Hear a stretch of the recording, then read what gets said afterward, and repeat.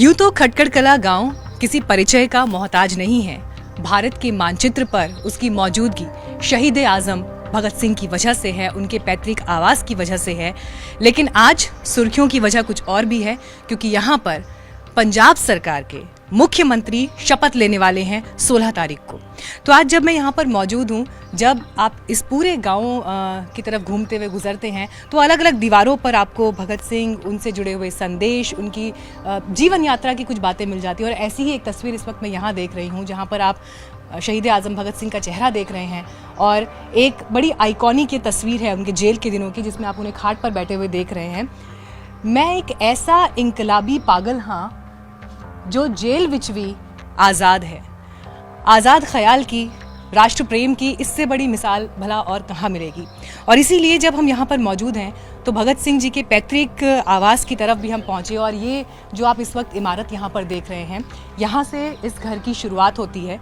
और जब आप यहाँ की ईंटों को देखेंगे तो आप इतिहास के उस वक्त में ज़रूर पहुँचेंगे जहाँ पर भगत सिंह, उनका परिवार किस माहौल में वो वक्त गुजर रहा था, वो उस दौरान क्या सीख रहे थे, परिवार किस मनस्थिति से गुजर रहा था। ये तमाम चीज़ें आपके जहन में आएंगी।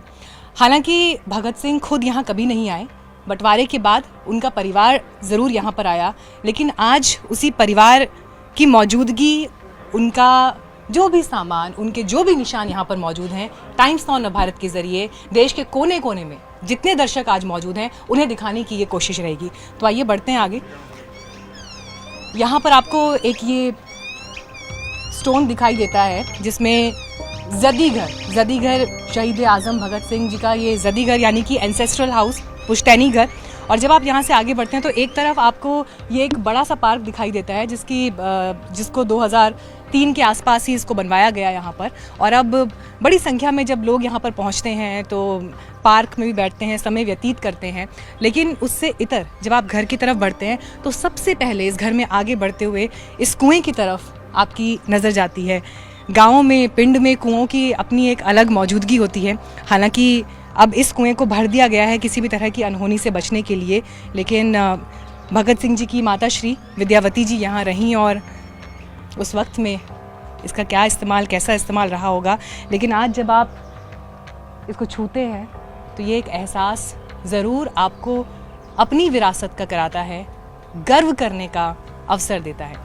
अब मैं आपको इस घर के दूसरे हिस्से की तरफ ले जाना चाहूँगी।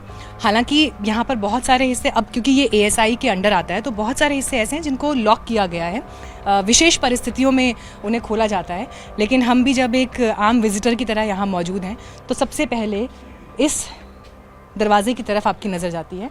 जो मैं समझ पा रही हूँ इस दरवाजे का ये वाला हिस्सा नया है, लेकिन जो इसके अंदर जो आप घर देख रहे हैं, घर का हिस्सा देख रहे हैं, उसे उसके प्राचीन स्वरूप में ही रखा गया है।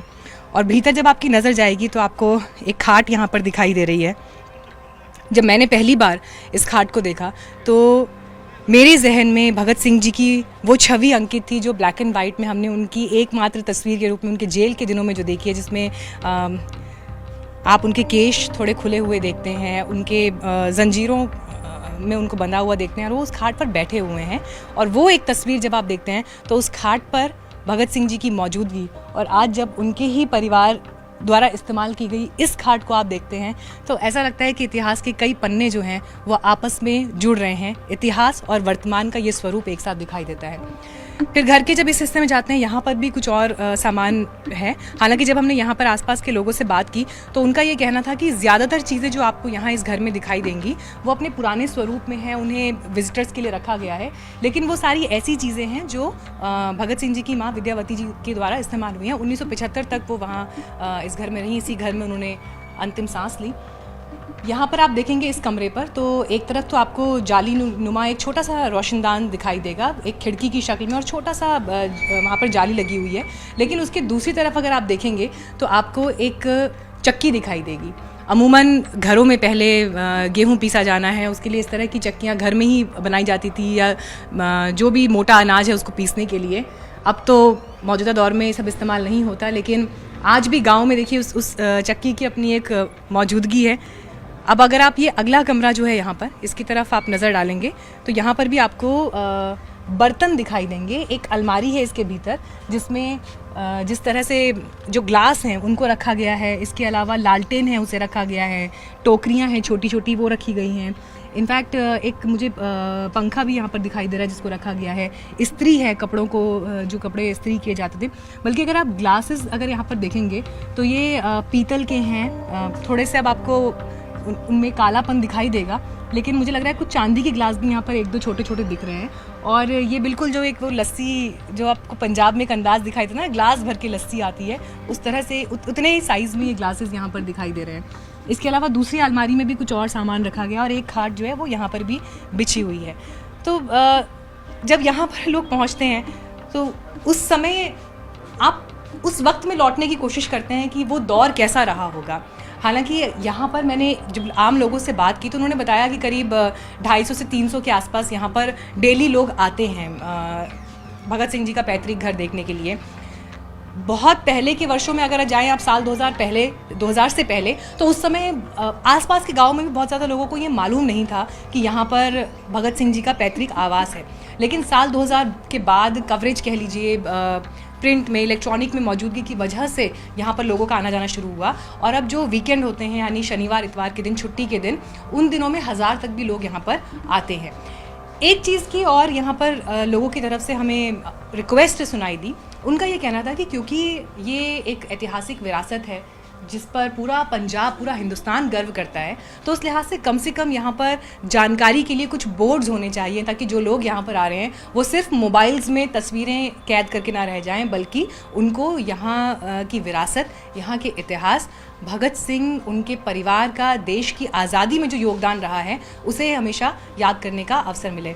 जो आज की पीढ़ी यहाँ पहुँच रही है उसके जीवन का भी भगत सिंह अभिन्न हिस्सा हो, खासकर तब जबकि वो यहीं आसपास रहते हैं। इसके लिए ज़रूरत है थोड़ा और प्रचार करने की और यहाँ के बारे में जानकारियाँ बोर्ड्स के ज़रिए या जिन माध्यमों से भी हो सकती है वो पहुँचाने की। जी बेटा बोलिए। मैम यहाँ पर एक म्यूज़ियम है मैम, वो भगत सिंह का बहुत अच्छा म्यूज़ियम है मैम, वो वहाँ पर बुद्ध पर है।